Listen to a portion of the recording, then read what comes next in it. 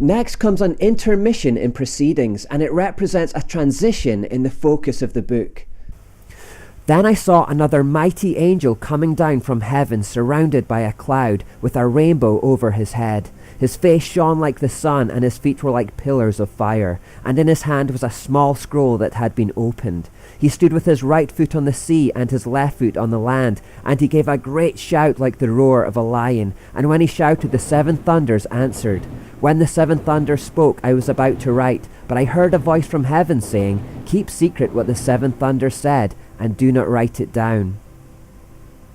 This is an unusual passage in the sense that Revelation is meant to reveal, and yet John is not allowed to write down or tell us exactly what the seven thunders said. What was the point of showing John this part of the vision if he was not allowed to relay it to us? What was the point of John even including this in his report?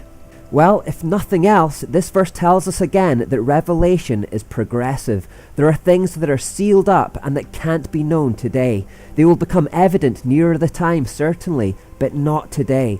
It would be pointless at this juncture to try and speculate on what the seven thunders said. God clearly doesn't want it to be known yet. And while it's good for us to be curious about prophecy generally and to discern the signs of the times, it's useless trying to reveal things that God has deliberately kept hidden. They will become apparent in due course and in His own time. This is also why we shouldn't bother trying to set dates for when Jesus Christ will return. He has already said that it can't be known in advance. I believe this event is included in the timeline and God showed it to John because God just wants us to know that something important will happen here. Something significant will happen around the sixth trumpet. People will know it when they see it. And since God always sends His prophets along ahead of time to reveal to the people what He's about to do, God will probably send a prophet along ahead of the enactment of the seven thunders at the right time. Perhaps He will send two prophets. And we'll expand on that theory later. John continues, "Then the angel I saw standing on the sea and on the land raised his right hand towards heaven. He swore an oath in the name of the one who lives forever and ever, who created the heavens and everything in them, the earth and everything in it, and the sea and everything in it. He said, 'There will be no more delay. When the seventh angel blows his trumpet, God's mysterious plan will be fulfilled. It will happen just as He announced it to His servants, the prophets.'" Here the angel confirms that there is only one more trumpet to go, and when it is blown, all things will be fulfilled. The pouring out of God's wrath on the earth will be complete. The angel's stance with one foot on the sea and one on the land denotes an authority over all the earth. Then the voice from heaven spoke to me again, "Go and take the open scroll from the hand of the angel who is standing on the sea and on the land." So I went to the angel and told him to give me the small scroll. "Yes, take it and eat it," he said. "It will be as sweet as honey in your mouth, but it will turn sour in your stomach."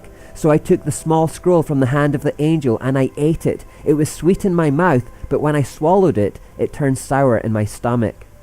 Then I was told, "You must prophesy again about many peoples, nations, languages, and kings." John may have been denied the opportunity to write down what the thunders had said, but instead he's given another message on a small scroll. Some people make the mistake of thinking that the words of the seven thunders are written on the small scroll, but the two are unconnected.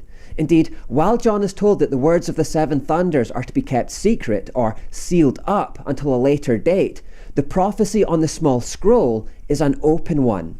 John says, "In his hand was a small scroll that had been opened." And John is told, "Go and take the open scroll from the hand of the angel." There are no seals here, so unlike the seven thunders, this message isn't hidden or secret.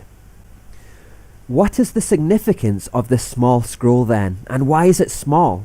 It's small because the focus of Revelation is now zeroing in on Israel, but even more specifically, on Jerusalem. It's a mini judgment for God's holy city within the larger judgment of the day of wrath. Indeed, most of Revelation from now on will be focused there.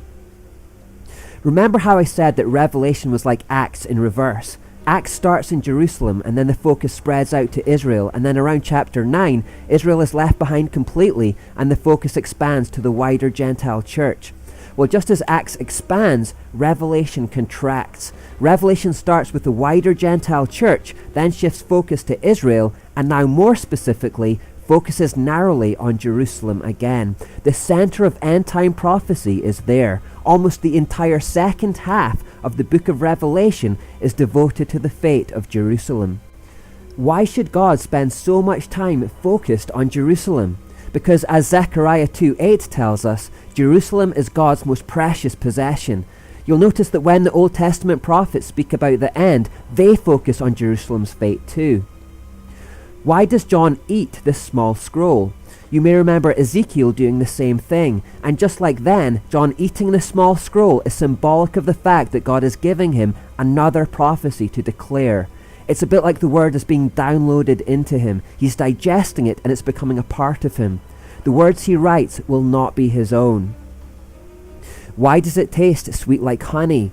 Because as Psalm 119:103 says, the word of God is sweeter than honey. However, the scroll prophetically contains more pronouncements of judgment, which is why it turns sour in his stomach. It's sweet because it's the righteous word of God, but sour because it spells disaster for the world. But again, far more specifically, for Israel and its beating heart, Jerusalem.